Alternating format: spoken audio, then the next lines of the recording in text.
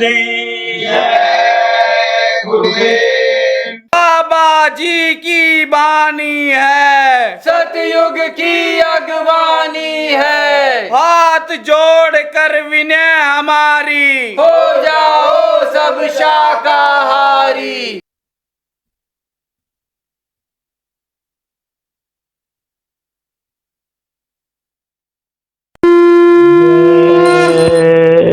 गुरुदेव तुम अनाथ को करहु सनाथा, शरण शरण दीन के नाथा। नाथ कृपा सेवक पर कीजे, मन की दौड़ रोक प्रभु दीजे।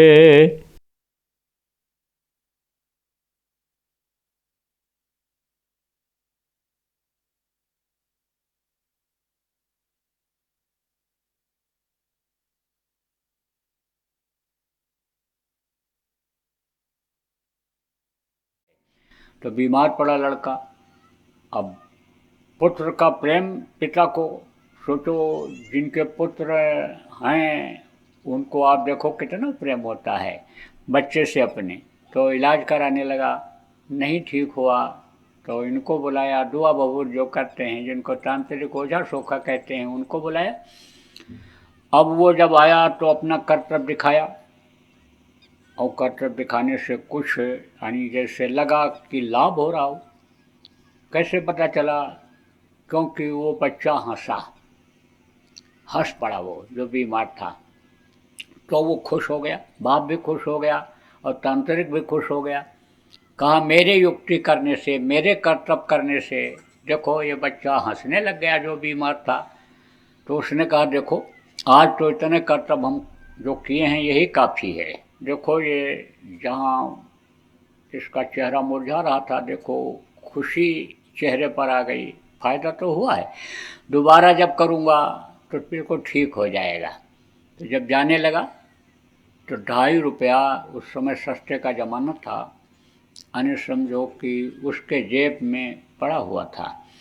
और आप ये समझो कि बाप ने दे दिया तांत्रिक को 2.5 रुपया, और वो लड़का तरह से आँख बंद करने लग गया। तब बाप रोया, बाप चिल्लाया लड़के के मुंह में। तो लड़के ने कहा देखो पिताजी आप रो मत। फिर नहीं रोना बंद किया। कहा क्यों रोते हो? इसलिए रोते हो ना कि मैं मर रहा हूँ, इसलिए रोते हो? बोले कि इसीलिए रो रहे हैं कि इतना तुमको तुम्हारा पाला पोसा, तुमको बड़ा किया, और अब तुम साथ छोड़ करके जा रहे हो मेरा, इसलिए रो रहा हूँ। बच्चों की परवरिश लोग क्यों करते हैं? कि बुढ़ापे में 2 रोटी का सहारा बनेगा। आध्यात्मिक लोग हैं वो भी बच्चे की परवरिश करते हैं, इसीलिए कि यह आध्यात्म में अगर आगे बढ़ गया, इसको जानकारी अगर ज़्यादा हो गई, इसकी आत्मा अगर ऊपर जाने लग गई तो इसके शरीर के अंदर शक्ति आ जाएगी, ताकत आ जाएगी। और ताकत जब उस जीवात्मा के शरीर के अंदर आती है तो वो कहाँ से निकलती है? हाथ से निकलती है, आँख से निकलती है, वाणी से निकलती है। तो जो साधक होते हैं अपने बच्चे को साधक बनाते हैं। क्यों बनाते हैं? इसीलिए कि मान लो मुझको काल ने सताना शुरू कर दिया, काल के घेरे में हम आना शुरू हो गए, तो बच्चा कहीं हाथ ही फेर देगा, तो कहीं नज़र से नज़र ही मिला देगा। जो हमसे कोई कर्म जान में अनजान में बन गए यानी आँखों से, तो आँखों की तरफ हमारे देख करके उन कर्मों को जला देगा। इसीलिए तो आध्यात्मिक बच्चों को लोग बनाते थे, भजन इसीलिए सिखाते थे। तो उसने कहा कि भाई इसीलिए मैंने तुमको पाला पोसा था कि तुम हमारे मददगार बनोगे, लेकिन तुम जवानी में ही जा रहे हो, मर रहे हो। तब उसने कहा मर नहीं रहा हूँ पिताजी, अब मैं जीने जा रहा हूँ। अब मेरा पर्दा जो काल और माया का था हट गया। आखिरी वक्त पर पर्दा हट जाता है, पर्दा जब पड़ा रहता है तो देखो आप यमदूतों को नहीं देख पाते हो, जो लिंग शरीर के जीव हैं उनको नहीं देख पाते हो। लेकिन लिंग शरीर किसको कहते हैं? छोटा शरीर होता है, बहुत छोटा है, जिनको आप देख नहीं सकते हो। ये जो देवी देवता हैं और ये जो प्रेत आत्माएँ हैं सब लिंग शरीर में ही रहती हैं, तो उनको इन बाहरी आँखों से देख नहीं सकते हो। लेकिन इन बाहरी आँखों के बीच में जो दिव्य दृष्टि है, आत्मचक्षु है, शिवनेत्र है, उसका पर्दा जब हट जाता है तब आप देख लेते हो। इसीलिए कहा जाता है कि मरते समय पर्दा क्यों हटने का रहे, पर्दा आप अभी हटा दो और कितनी बार मरो, कितनी बार जियो, ऊपरी लोकों में जाओ और फिर चले आओ, तो मरते समय कोई तकलीफ नहीं होगी, कोई कष्ट नहीं होगा, आराम से जीवात्मा निकल जाएगी। साधकों की निकल जाती है, आराम से निकल जाती है, सुषमना फोड़ करके। संत तो अपने आप निकाल लेते हैं, आप ये देखो। लेकिन जो पापी कुकर्मी जीव होते हैं उनका पेशाब और पाखाने के रास्ते से निकाला जाता है, यमराज के दूत निकालते हैं मार मार करके। तो उसने कहा मेरा पर्दा हट गया। आखिरी वक्त पर पर्दा हट जाता है, यानी समझो संतों का भी शरीर छूटता है। उस वक्त पर जब प्राण निकलते हैं उनको भी झटका लगता है। लेकिन जो साधारण लोग होते हैं या पापी होते हैं, उनके प्राणों का जब खिंचाव होता है तो ये नसें एकदम से यानी तेजी से फटती हैं, हड्डियां ये चटकती हैं। जो हड्डियों में नसें ये जो चिपकी हुई हैं, नसों में से जब प्राण खिंचता है, प्राण ये हवा ही है, तो वो जब खिंचता है यानी समझो ऐसे, तो ये यानी हड्डियां चटकती हैं, ये समझा, हड्डियां चटक जाती हैं, दर्द करता है। लेकिन जो रोज का सीख जाते हैं प्राणायाम करना, प्राणों को खींचना, रोज का यानी जो चक्रों का भेदन सीख जाते हैं, उनको जल्दी तकलीफ़ नहीं होती है। साधना जिनकी बनने लगती है उनको तकलीफ़ नहीं होती है। तो समझो कि तकलीफ़ सबको होती है। और आखिरी वक्त पर यमराज के दूत ही जब दिखाई पड़ते हैं तभी रोता है, चिल्लाता है। कोई कहता है ये देखो ये मुग्धर मार रहा है, ये देखो ये यानी झुलसा रहा है, बचाओ बचाओ बचाओ चिल्लाते हैं। काका चाचा नाना मामा सबको पुकारते हैं, कोई मददगार हो जाए। तो आखिरी वक्त पर कोई मददगार होता है? कोई मददगार नहीं होता। इसीलिए तो कहा जाता है कि नाम को याद करो। अब वो नाम यानी रोज नहीं जब याद करते हो, जो नाम गुरु ने दिया उस नाम को जब नहीं भजते हो, कहा गया मन तू भजो गुरु का नाम, गुरु ने जो नाम दिया उसको जब आप नहीं भज पाते हो, उनका सुमिरन जब आप नहीं कर पाते हो, तो वो तो मदद करने वाले होते नहीं हैं। लेकिन जय गुरुदेव नाम जो जैसे इस समय बताया गया कि इसमें भी ताकत है, शक्ति है, यह जय गुरुदेव नाम ही अगर मौत के समय बोला जाए तो भी यमराज के दूतों का असर खत्म हो जाता है, इस नाम से भी खत्म हो जाता है। इसीलिए कहा जाता है आदत डालो, नाम बोलने की आदत डालो। कोटि कोटि मन जतन कराही, अंत नाम मुखावत नहीं। कहते आखिरी वक्त पर नाम मुँह से नहीं निकलता है। नाम अगर निकल जाए तो मददगार वो हो जाते हैं। आप अपने बच्चों के साथ कहीं जाते हो, छोटे बच्चे को ठोकर लग गई, बोलेगा पापा, तुरंत देखोगे, मम्मी मम्मी देखेगी, जिसको बुलाएगा वही देखेगा। छोटा भाई है यानी समझो उसको बुलाएगा, वो क्या मदद करेगा। ऐसे ही जो छोटा है बड़ा कैसे होता है, छोटा से बड़ा हो जाता है, और जब बड़ा हो गया तो वो मदद कर सकता है। समय समय की बात होती है। आप देखो कभी बाप छोटा रहता है लेकिन अब बड़ा हो गया। ऐसे ही समय की कीमत होती है, वक्त के नाम की कीमत होती है, वक्त के गुरु की कीमत होती है, वक्त के मास्टर डॉक्टर की कीमत होती है। कोई कहे पुराने वैद्य से हम इलाज करा लेंगे ठीक हो जाएंगे, पुराने मास्टर से हम पढ़ करके कलेक्टर कमिश्नर हो जाएंगे। कैसे हो सकता है? वक्त के गुरु, वक्त के डॉक्टर, वक्त के मास्टर के पास जाना पड़ता है, वक्त के नाम को याद करना पड़ता है। तो वक्त का नाम जो जय गुरुदेव नाम है, इसीलिए तो कहा जाता है कि बराबर घरों में बोलना शुरू कर दो, बच्चों को इकट्ठा करके जय गुरुदेव नाम की ध्वनि बोलो और बोलवाओ। उनको भी जय गुरुदेव नाम याद हो जाएगा। गुरु महाराज का ये जगाया हुआ जय गुरुदेव नाम है। कहीं भी बोलोगे मदद मिलेगी, बीमारी में, तकलीफ में, मुसीबत में मददगार होगा जय गुरुदेव नाम की ध्वनि।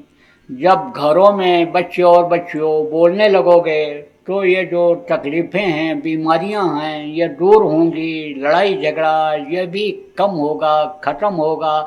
रुपया पैसा में बरकत नहीं मिलती है, बरकत दिखाई पड़ने लगेगी। इसीलिए तो कहा जाता है तो आखिरी वक्त पर पर्दा हट जाता है। आखिरी वक्त पर कोई भी ताकत होती है तो वो ताकत ख़त्म हो जाती है, बहुत कम रह जाती है। क्योंकि यानी वो शरीर में आत्मा वो ताकत वाली रहती है, आप समझो उसके खाली करने का वक्त रहता है। इसलिए यानी तेज और प्रकाश और ये चीज़ें तो उस समय रहती हैं कुछ समय तक। जब तक सड़न गलन बदबू शरीर में नहीं आती है तब तक तो रहता है, क्योंकि वो पावरफुल आत्मा उस शरीर में रही है। जैसे कोई बहुत बढ़िया मंदिर बना हुआ हो, सुंदर मंदिर बना हुआ हो, मूर्ति उसमें से हटा दो लेकिन उसकी सुंदरता वैसे की वैसे रहती है। कोई छोटा मंदिर हो, पुराना मंदिर हो, या कोई यानी छोटी जगह जहाँ लोग नहीं बना पाते अच्छा मंदिर, वो मंदिर हो, तो उसका मूर्ति आप हटा दो तो दोनों में अंतर रहता है। ऐसे साधारण मनुष्य के यानी समझो कि शरीर के चेहरे मोहरे में यानी मरते समय कि दूसरा प्रकाश रोशनी छवि और सुंदरता रहती है, और इसमें यानी महापुरुषों के जो होती है वो अलग रहती है। तो ये तो बात जरूर है कि समझो कि ये ऐसी भिन्नता होती है, लेकिन ताकत उस समय पर नहीं रहती है। राम जिनकी पूजा बहुत से लोग करते हैं, चले गए, बहुत दिन हो गया। जब वो अपने पावर में थे, जिस काम को करने के लिए आए थे, पावर उनको ऊपर से मिला था, तो समझो उनके अंदर बहुत शक्ति थी। कृष्ण के अंदर देखो बहुत शक्ति थी, और उस शक्ति को उन्होंने दूसरों को भी दे रखा था।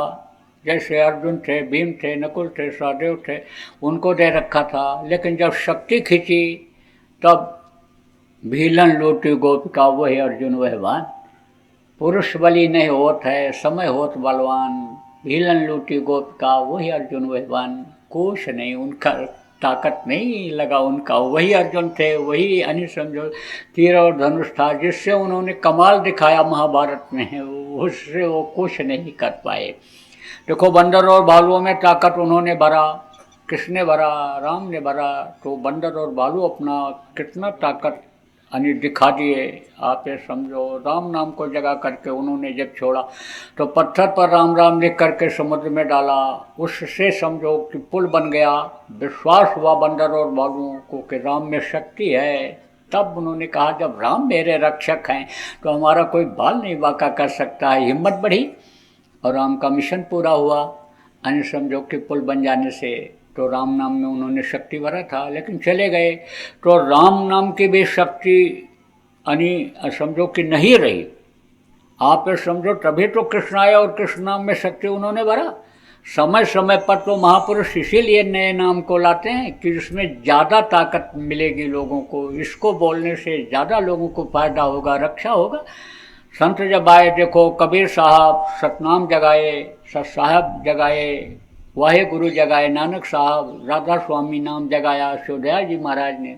इसीलिए गुरु महाराज ने जय गुरुदेव नाम को प्रेमियों जगाया। तो आप ये समझो कि शक्ति उस समय रहती है जब उनको काम करना होता है, और जब शरीर छोड़ना होता है तो वो शक्ति शरीर से भी खींच ली जाती है। यही कारण है कि राम को भी अपनी मौत का पता नहीं चला। आप ये देखो कि जब मौत का समय आया, आवाज़ लगाया, चलो चलो चलो जल्दी करो, समय हो गया। तो कमरे के अंदर लेटे हुए थे, घबराए, कौन आ गया इतनी तेज आवाज़ लगाने वाला? पहरेदार पर बिगड़ गए, आने तुमने कैसे दिया? उसने कहा अंदर तो कोई आया ही नहीं। बोले झूठ बोलते हो, तुमने देखा नहीं, ऐसी आवाज़ तो मैंने कभी सुना ही नहीं था। महल में अपने लेटे हुए थे। बोले अब लक्ष्मण की ड्यूटी लगाएंगे। लक्ष्मण बहुत अच्छे पहरेदार थे जंगल में, वही मेरी रखवाली करते रहे। तो लक्ष्मण की ड्यूटी लगा दिया। जब बिल्कुल समय नज़दीक आ गया तब बोले चलो उठो, जल्दी करो, देर मत करो। अब आँख खोले तो कोई नहीं, अदृश्य यानी समझो कि वो शक्ति रही। आप ये समझो कि जब साधारण मनुष्य में रहे तो वही शक्ति अदृश्य दिखाई पड़ी। पहले जब शक्ति ऊपर से दी गई थी काम करने के लिए, तब समझो कि पहचान भी हो जाती थी, लेकिन वो पहचान खत्म हो गई आखिरी वक्त पर। तो आप ये समझो प्रेमियों, आप ये समझो अदृश्य आवाज़ जब आई ना देख पाने वाली, तब लक्ष्मण के ऊपर बिगड़ गए। बोले तुमने कैसे आने दिया, बहुत बिगड़े। लक्ष्मण बहुत कुपित हो गए। लक्ष्मण जैसा भाई समझो कि इस समय अब मिलने वाला नहीं है। और लक्ष्मण का नकल अगर भाई लोग कर लें तो भाई भाई का झगड़ा अभी ख़त्म हो जाए, एकदम ख़त्म हो जाएगा।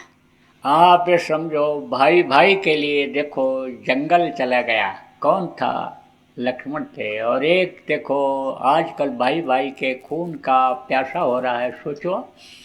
तो सोचे कि भाई इतना त्याग किया मेरे लिए कि मेरे लिए जंगल चले गए, उन्हीं का नंबर लगना था। अगर मैं यानी गद्दी पर न बैठा तो लक्ष्मण छोटे थे, आप ये समझो उनको बैठना चाहिए था, लेकिन उन्होंने राज का भोग छोड़ करके और जंगल जाना स्वीकार किया था। और पूरी छाया की तरह से मेरे आगे पीछे लगे रहते थे। मेरी पत्नी सीता की बराबर नहीं रखवाली करते रहे। वो तो सीता से बोल हुई चूक हुई कि जिसकी वजह से रावण उनको ले गया, और कारण बनना था तब वो ले गया। तो बोले कि भाई यानी समझो कि लक्ष्मण जैसा भाई और कहाँ भागा जा रहा है, अब चलना बचाना चाहिए। और लक्ष्मण कुपित हो गए। देखो भाई मुझसे नाराज हो गया। लोग कहते हैं अधिकारी को नाराज नहीं होने देना चाहिए, अधिकारी नाराज हो जाए तो बदला लेता है, कहीं न कहीं कमी देख करके नौकरी से भी निकाल देता है।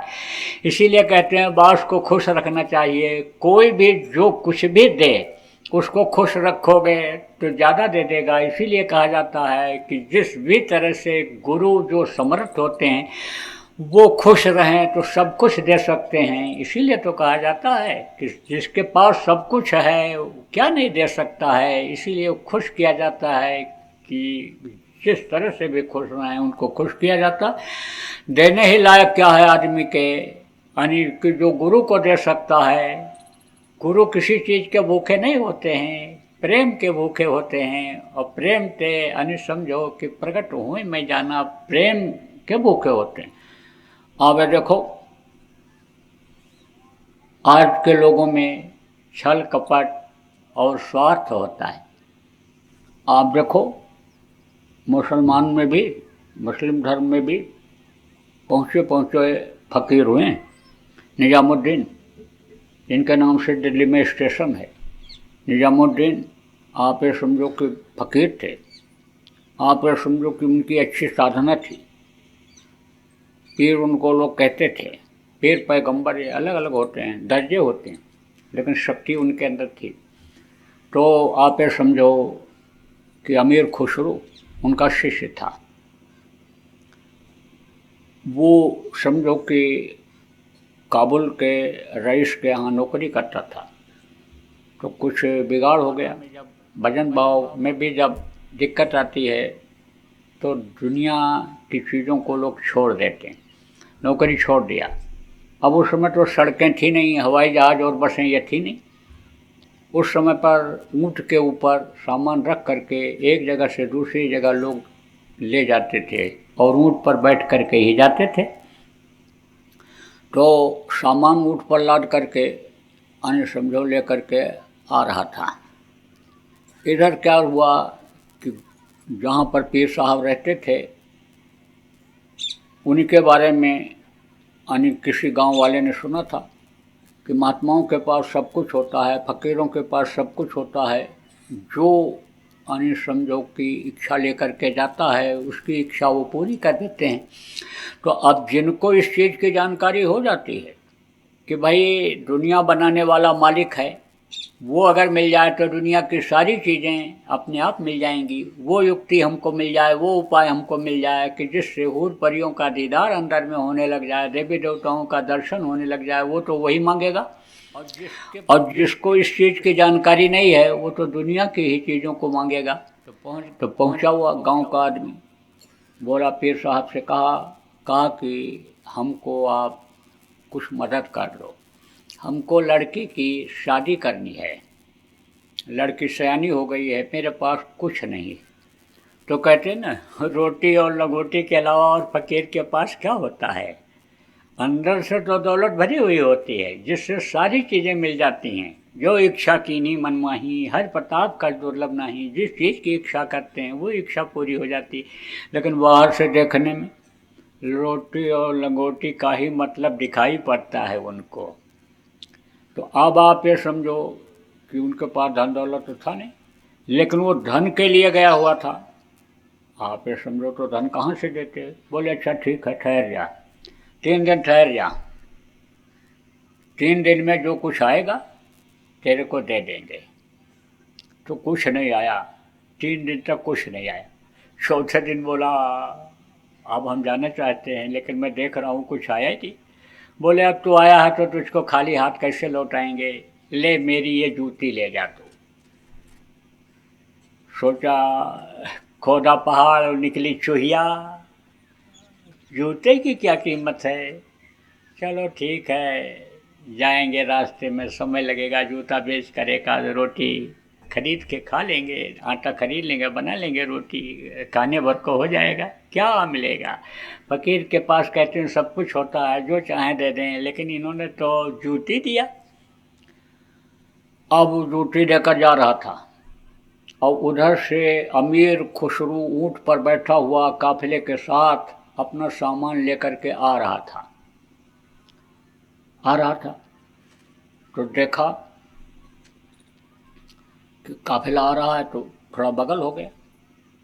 अब जब वो नज़दीक में पहुंचा तो खुसरू तो साधक था, उसको आभास हुआ कि जैसे गुरु साहब की यानी पीर साहब के शरीर का यानी जैसे पसीना जिसमें लगता है खुशबू आ जाती है, वो चीज़ यानी कहीं यहाँ पर है। वो खुशबू उसको मिली गुरु के, यानी समझो कि जो शरीर अंदर बाहर का था उसकी खुशबू उसको मिली। आप समझो गुरु ऊपर के यानी समझो लोक में जब रहते हैं वहाँ दर्शन होता है तो वहाँ तो खुशबू ही खुशबू है, वहाँ की खुशबू का तो वर्णन ही नहीं किया जा सकता। तब आप समझो कि उसने कहा है तो कोई चीज़। ऐसे जब नज़दीक पहुँचा तो हवा से खुशबू आती है, खुशबू नाक में महसूस हुई। किनारे से जब निकल गया तो पीछे से खुशबू आने लगी। तो रोका उस आदमी को, कहा है तो कोई चीज़ जिसके पास मुर्शिद के हमारे कोई है चीज़। बुलाया, तुम कहाँ से आ रहे हो। बताया उसने। झूठ नहीं बोलते थे उस समय लोग, प्राण जाए वर वचन न जाए, सीधा सीधा बोल देते थे। तो कहा फकीर के पास गए थे, लड़के की शादी करनी थी तो मांगा, कहा 3 दिन रुको। 3 दिन रुके भी, अरे तो नंगे भूखे रहते हैं, फकीर क्या देंगे। चलने लगे तो ये जूती दे दिया, कहा ले जा, यही ले जा, चलो कहीं बेच बाच के एक आध रोटी का आटा जो मिल जाएगा खा लेंगे रास्ते में। तो कहा कि तू इसको बेचेगा। तो उसकी कीमत समझते थे, पीर के जूती की कीमत तो समझते थे। कहा बेचेगा, हाँ बेच देंगे। तो कितना लोगे। कहा जो आपकी इच्छा हो दे दो। अब उसकी कीमत को क्या लगाऊं। तो एक ऊँट का सामान अपने लिए, एक अपनी पत्नी के लिए और एक अपने बच्चों के लिए, ये तो रोक करके, और बाकी जितने भी 2-4 ऊँट और उनके थे जिस पर सामान लगा हुआ था सब उसको दे दिया और कहा जाए इसको बेच करके शादी तो कर लेना। अब आप ये समझो कि जब वहाँ पहुँचे, दरबार में पहुँचे ये अमीर खुसरू, किसके दरबार में, निजामुद्दीन साहब के। तो जूती रख दिया। तो वो तो जानते थे, सब अंतर्यामी थे।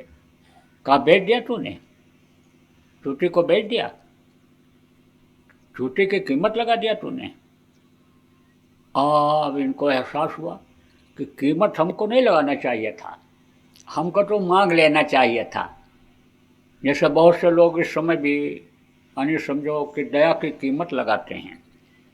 दया की कीमत क्या लगाते हैं? जैसे मंदिरों में जाते हैं बहुत से लोग तो कहते हैं हनुमान जी हमारे लड़के की नौकरी मिल जाए तो हम 5 रुपए का प्रसाद चढ़ा देंगे, हमारी बीमारी चली जाए तो हम यानी समझो 1000 रुपया खर्चा करने का है तो 500 रुपये का हम लड्डू चढ़ा देंगे। मंदिरों में जाते हैं, तरह तरह की चीज़ों को मांगते हैं, सौदाबाजी कर लेते हैं, सौदा कर लेते हैं। अब जितना श्रद्धा रहता है, जितनी भाव भक्ति रहती है, जितना प्रेम रहता है, उससे जिनकी मूर्ति लगी हुई है उसको उतना लाभ मिल जाता है। लेकिन कहने का मतलब यह है सौदेबाजी नहीं करना चाहिए। सौदेबाजी करने में तो आप उसकी कीमत लगाओगे कि ये इतने का है, और अगर आप कीमत नहीं लगाओगे तो आपको क्या वो दे दे, जब उसकी इच्छा पर आप छोड़ दोगे तो आपको क्या दे दे वो, ये तो उसको मालूम है क्या देना है, कब क्या देना है, क्या करना है, तो वो तो बहुत कुछ दे सकता है। तो अब ये अपने गलती का एहसास किए, देखो मुझे कीमत नहीं लगानी चाहिए थी, मुझे तो उसको जो कुछ भी देना था दे देना चाहिए। गुरु ने भौतिक रूप से मदद नहीं किया और माध्यम बनाया। आज मुझे मालूम पड़ा कि इसको ज़रूरत थी और जिस चीज़ की ज़रूरत है गुरु ने नहीं दिया, हमको दे देना चाहिए और जूती को प्रसाद के रूप में मांग लेना चाहिए। इस चीज़ का उनको एहसास हुआ और दे भी वो देता, खुश होकर के दे देता। लेकिन कहा बेचोगे, सौदेबाजी किया, ये तो मैंने गलती किया, चरणों पर गिर पड़े। तो जैसा मैंने आपको बताया माफ़ी का विधान बना दिया गया है, तो माफ़ी उसकी हो जाती है जो यानी समझो शरणागत हो जाता है। शरणागत किसको कहते हैं? एक होता है कि ऐसे हाथ जोड़ करके हनुमान जी नमस्ते, राम जी नमस्ते, ऐसे हाथ जोड़ करके लोग मंदिर में चले जाते। मंदिर का उदाहरण देकर बताता हूँ जिसके आप बहुत से लोग पहले भी आदी रहे, कुछ नए लोग अब भी आदी हो मंदिरों में जाने के। एक ऐसा होता है एकदम साष्टांग दंडवत जिसको कहते हैं, एकदम जैसे सीना धरती से मिल जाता है, उसको साष्टांग दंडवत कहते हैं। ऐसे ही यानी समझो कि माफ़ी मांगा तो उन्होंने माफ़ कर दिया। अब फिर हंसे, बोले तेरे भक्ति पर मैं बहुत खुश हूँ कि तूने सब कुछ दे दिया, यानी अपने गुजर बसर का रखने के लिए तो तूने रखा, बाकी तू जो भी कमाया अभी तक गुरु की जूती के लिए, यानी समझो पीर की जूती के लिए, मेरी जूती के लिए तूने सब कुछ, तो तू यानी समझो कि 1 नंबर भगत निकला। और लोगों से यह भी कहा था उन्होंने कि देखो भाई यह है प्रेमी, इसको मेरे कब्र के पास मत आने देना, नहीं तो इसकी मदद के लिए इसके लिए यानी समझो हमको कब्र से भी निकलना पड़ेगा, दर्शन देना पड़ेगा। ये भी उन्होंने कहा था, दीदार दिखाना पड़ेगा इसको। तो ऐसे ही समझो आप प्रेमियों की सौदेबाजी नहीं करनी चाहिए, कहने का मतलब यह है। और यानी छोटी चीज़ की इच्छा नहीं रखनी चाहिए, बड़ी चीज़ रखनी चाहिए। तो अब आपको उस कहानी की तरफ ले जा रहा हूँ, दृष्टांत की तरफ, कि जो यानी उसके बाप के सामने जब लड़का ख़त्म होने लगा तब उसने कहा कि मेरी आँख खुल गई, मेरा पर्दा हट गया। जैसे मैंने बताया पर्दा उस समय हट जाता है, और अब मैं जा रहा हूँ जन्म लेने दूसरे सत्संगी के यहाँ। और अब चूँकि ये 20 साल का जो हमारा सत्संग हमको जो मिला, जो जीवन मिला आपके पास जीने का, उससे जो मेरा संस्कार बना, उसकी वजह से अब मैं जा रहा हूँ दूसरे सत्संगी के यहाँ जन्म लेने, और जैसे हो संभालूंगा तैसे मुझको गुरु मिल जाएंगे और फिर मैं भजन करूँगा और फिर मैं निकल जाऊँगा, फिर मैं अब निकल जाऊँगा। अब मुझको यानी दिक्कत नहीं आएगी। लेकिन ये जो जड़ता रही, यह समझो कि मुझे आगे नहीं बढ़ने दिया। एक जन्म मुझे फिर लेना पड़ेगा, जन्मने और मरने की पीड़ा अब पिताजी मुझको देखो बर्दाश्त करनी पड़ेगी। तो कहने का मतलब यह है कि दया जब होती है तो संस्कार बनते हैं। दया आप लोगों के ऊपर हुई गुरु महाराज की, आप समझो कि आपके संस्कार बने। नहीं तो कहते हैं यह सर आवत आज कठिनाई, बड़ा कठिन होता है, तो आपके ऊपर बहुत बड़ी दया हुई। जो नए लोग हो, आपके ऊपर भी दया हुई, आपके भी संस्कार जगे। अगर आपके संस्कार न जगते तो आपको लाख ये कहते, कौन ये जो पुराने लोग बता करके लाए, समझा करके लाए कि चलो आपको अनमोल चीज़ मिलेगी, जो रुपया पैसा धन दौलत से खरीदी जाने वाली चीज़ नहीं है, नामदान मिलेगा। तो जब वो बताए और तब आप आए, तो आपका संस्कार अगर न होता तो आप नामदान लेने के लिए ना आते। आप ये समझो, इसीलिए प्रेमियों बताया जाता है कि कहते रहो, बताते रहो, लोगों को समझाते रहो। संस्कार अगर उसका जग जाएगा तो उस बात को पकड़ लेगा, और पकड़ लेगा तो आप ये समझो कि खिंच जाएगा, उसका संकल्प बन जाएगा। संकल्प बनाया जाता है कि चलना है तो चलना है। कर्मों का पर्दा ऐसे आता जाता रहता है, अच्छे कर्मों का भी पर्दा रहता है, और वो जब झीना रहता है, पतला रहता है, तब आदमी संकल्प जब बना लेता है तो उस संकल्प के आगे वो झीना पतला पर्दा हट जाता है। और मोटा पर्दा जब कर्मों का रहता है, बुरे कर्मों का, तब आदमी नहीं आ पाता है। तैयार होते होते ऐसे चलते चलते बस में ऐसे झोला गठरी रखते रखते और फिर कर्मों का पर्दा आ गया, उतर गए। बोले हमको पलटी हो जाएगी, बस में जाएंगे तो हम अब ट्रेन से जाएंगे, उतर जाते हैं। ऐसे ऐसे समझो कि कहीं कुछ छोटा मोटा संदेशा आ गया घर का कि लड़की की तबीयत खराब हो गई। अब लड़की का इलाज कौन करेगा? डॉक्टर करेगा, लेकिन लड़की का प्रेम अरे समझो कि उतार ले जाता है ट्रेन में से। रिश्तेदार कुछ नहीं मदद कर सकते मौत के समय, लेकिन खबर लग गई कि समधी आए हैं, दामाद आया है, रिश्तेदार आए हैं, चलो आप कहाँ जाओगे, उनकी कौन सेवा करेगा? इतना दिन के बाद आए हैं, कहेंगे भाई हमको सुन करके भी चले गए। बोले चले जाओ, बुला लाओ बुला लाओ, बुला रहे हैं मामा जी, फूफा जी बुला रहे हैं, काका जी बुला रहे हैं, चलो चलो चलो, बस चला गया। तो मोटा पर्दा जब रहता है तब तो समझो कि ऐसा भी होता है, लेकिन संकल्प जब बन जाता है तब आदमी उस संकल्प को पूरा कर लेता है। इसीलिए गुरु महाराज भी बताते रहे, समझाते रहे कि समझाते रहो, बताते रहो, उसके अंदर इच्छा पैदा करते रहो कि भाई मनुष्य शरीर को सार्थक बना लेना है। समय के रहते रहते, सांसों की पूंजी के अन्य रहते रहते, ख़त्म होने से पहले पहले अपना काम बना लो। ये दुनिया का काम, ये तुम्हारा काम नहीं है। तुम्हारा काम इस शरीर के रहते रहते जीवात्मा का कल्याण करने का है। गुरु महाराज भी बताते रहे और ये भी कहते रहे, सत्संगियों जब आओ तो 2-1 लोगों को, 4 लोगों को, जितने भी लोगों को समझा सको समझा करके ला करके नामदान दिला दो।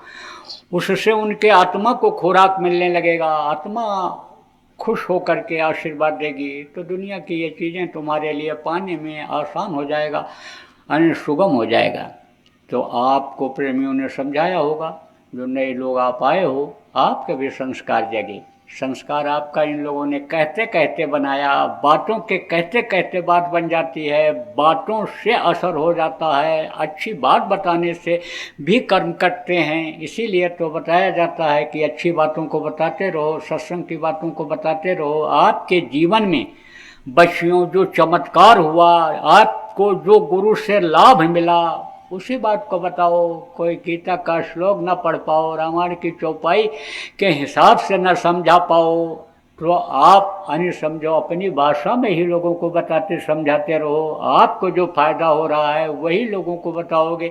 तो इस समय पर लोग दुखी हैं, दुख को दूर करने के लिए यानी समझो कि पहुंच जाएंगे सत्संग में, और सत्संग में जब पहुंच जाएंगे, नामदान मिल जाएगा, भजन करने लगेंगे, तो उनके अंदर भी दुख दूर करने की ताकत आ जाएगी।